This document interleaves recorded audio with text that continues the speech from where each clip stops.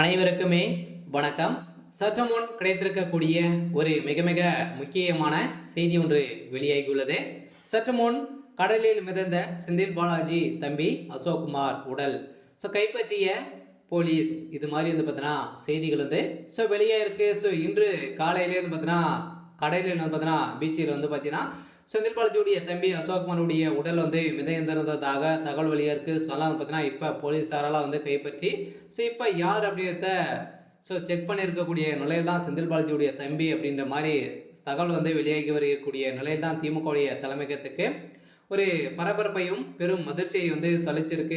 செந்தில் பாலாஜி அவர்கள் பார்த்தீங்கன்னா கதறி கதறி இழந்த சம்பவம் பெரும் அதிர்ச்சியை சலிச்சிருக்கு. இந்த செந்தில் பாலாஜியுடைய தம்பி அசோக்குமார் யார் அப்படின்னா செந்தில் பாலாஜியுடைய வழக்கில் முக்கிய புள்ளியாக முக்கிய எவிடன்ஸாக இருக்கக்கூடிய ஒரே ஆள் அசோக்குமார் அவர்கள் சமீப காலத்துலேருந்தே தலைமறைவாக இருந்து வந்திருக்கக்கூடிய நிலையில் தான் இப்போ பார்த்தீங்கன்னா இதற்கு உறுதுணையாக இருந்து ஒரு மர்ம கும்பல்களால் பார்த்தீங்கன்னா அவர் கொலை செய்யப்பட்டிருக்காங்க அப்படின்ற மாதிரி தான் இப்போ பார்த்தீங்கன்னா அவருடைய கொலையில் நிறைய மர்மங்கள் இருக்குது அப்படின்ற மாதிரி தகவல் வெளியே இருக்குது. சொன்னால் பார்த்தீங்கன்னா இப்போ சமீப காலத்திலருந்தே நிறைய பிரச்சனைகள் இருந்து வரும் நிலையில் இப்போ செந்தில் பாலாஜியுடைய தம்பி அசோக்குமாருடைய உடல் பார்த்தீங்கன்னா கடலில் கைப்பற்றியதாக தகவல் வெளியாக இருக்குது. இதை பற்றி இந்த வீடியோவில் பார்க்கலாம். அதுக்கு முன்னாடி நம்ம சேனலுக்கு இப்போ தான் நீங்கள் முதல் முறையாக வந்திருக்கீங்க அப்படின்னா மறக்காமல் நம்மளுடைய சேனலை சப்ஸ்கிரைப் பண்ணி சப்போர்ட் பண்ணுங்கள்.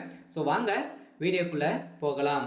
பார்த்தீங்கன்னா செந்தில் பாலாஜி அவர்கள் ஏற்கனவே சட்டத்துக்கு விரோதமான பண பரிமாற்ற வழக்கில் பார்த்தீங்கன்னா வசமாக சிக்கி அவர் 1.5 வருட காலமாகவே புழல் சிறையில் இருந்தார். இதனடுக்கிட முக்கிய எவிடன்ஸாக இருந்தவர் தான் செந்தில் பாலாஜியுடைய தம்பி அசோக்குமார் அவர்கள் அவர் ஆஜராகி இருந்தார் அப்படின்னா செந்தில் பாலாஜி எப்போவே வெளியில் இருந்திருப்பார்.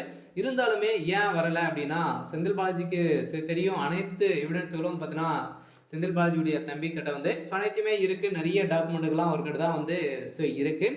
இருந்தாலும் அங்கு எவிடன்ஸுக்காக அங்கு ரெய்டுக்காக வந்திருந்த போலீஸாரையும் இடி அதிகாரிகளையும் பார்த்தீங்கன்னா கடுமையாக தாக்கல் விஷயத்தில் தான் வசமாக சிக்கியிருந்தார். இதன் அடிப்படையில் தான் திமுகவுடைய தலைமைக்குமே இவர் மறைத்து வைத்து பார்த்தீங்கன்னா நாடகம் ஆடிட்டு வந்திருந்த நிலையில் இப்போ செந்தில் பாலாஜி அவர்களுக்கு கூட தெரியாமல் வைத்திருக்கக்கூடிய நிலை உருவாகியிருக்கு. இதனால் தான் செந்தில் பாலாஜியுடைய தம்பி அசோக்குமார் அவர்கள் பார்த்தீங்கன்னா வெட்டி கொலை செய்யப்பட்டு கடலில் வீசப்பட்டதாக தகவல் வெளியே இருக்குது. அங்கே கிடைக்கப்பட்ட சடலத்தின் அடிப்படையில் தான் இப்போ இந்த தகவல் வெளியே இருக்குது. பார்த்தீங்கன்னா சென்னை போலீஸ் அனைவருமே குவிக்கப்பட்டு அங்கு அவர் உடல்நிலை பரிசோதனைக்கு உட்படுத்தியிருக்காங்க.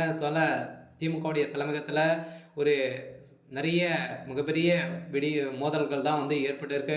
செந்தில் பாலாஜி அவர்கள் என்ன செய்ய போகிறாரு அப்படின்னு தான் ஒரு பெரிய கேள்வியாகவே இருக்குது. இவருடைய உடல்நிலை அடக்கம் பண்ண போகிறோம் அப்படின்ற மாதிரி தகவல் வெளியாக இருக்குது. சரி ஓகே. இன்னைக்கான அப்டேட் பார்த்தீங்கன்னா இதுதான். மறக்காமல் நம்மளுடைய சேனலை சப்ஸ்கிரைப் பண்ணி சப்போர்ட் பண்ணுங்கள். தேங்க்யூ.